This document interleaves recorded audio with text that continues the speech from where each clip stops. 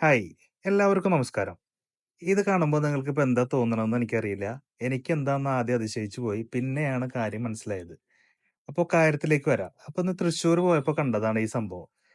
അതെന്താ കാര്യംന്ന് അന്വേഷിച്ചപ്പോഴാണ് മനസ്സിലായത്. നമ്മുടെ തൃശ്ശൂരിന്റെ സ്വന്തം കലാകാരൻ ഡാവിഞ്ചി സുരേഷ് ഒരുക്കിയ ലഹരിക്കെതിരെയുള്ള ഒരു ശില്പമാണ് ഇത്.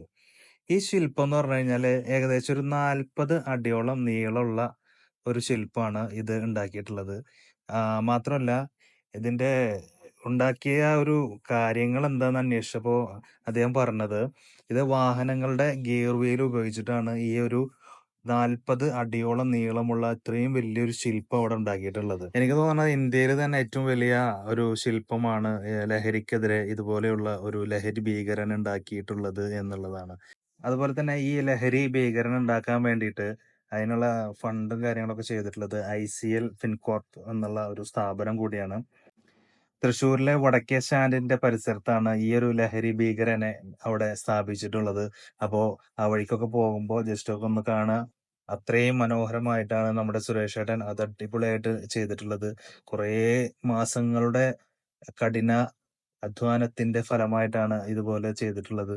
അതുപോലെ തന്നെ നമ്മള് ലഹരിയുമായി ബന്ധപ്പെട്ടിട്ട് നമ്മളുടെ കൂട്ടത്തിലുള്ള ആളുകൾ ലഹരി ഉപയോഗിക്കുന്നുണ്ടെങ്കിൽ അതിനെ തടയാനും അവർക്ക് നല്ല ഉപദേശങ്ങൾ കൊടുത്ത് നമ്മളൊരു ലഹരി വിമുക്ത ഭാരതം ഉണ്ടാക്കുക എന്നുള്ള ഒരു കാര്യമായി മുന്നോട്ട് ഓരോ പൗരന്റെയും കടമയാണ്.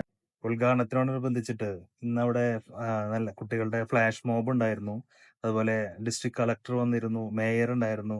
അങ്ങനെ വിപുലമായ ഒരു ആളുകൾ തന്നെ അവിടെ തടിച്ചുകൂടിയിട്ടുണ്ടായിരുന്നു. അവരുടെ ഇടയിൽ വെച്ച് തന്നെയാണ് ആ ഒരു ആഹ്, ലഹരി ഭീകരന്റെ ആ ഒരു അനാച്ഛാദനം നമ്മള് കണ്ടത്.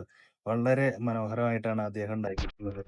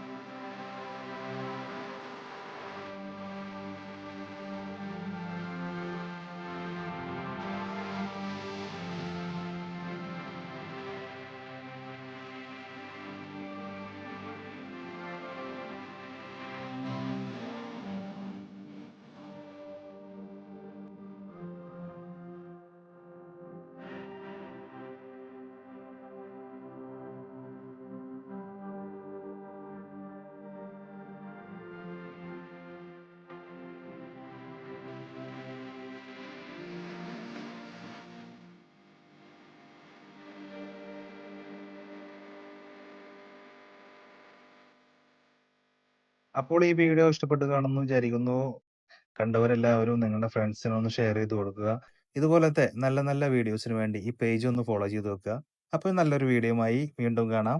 ഓക്കെ.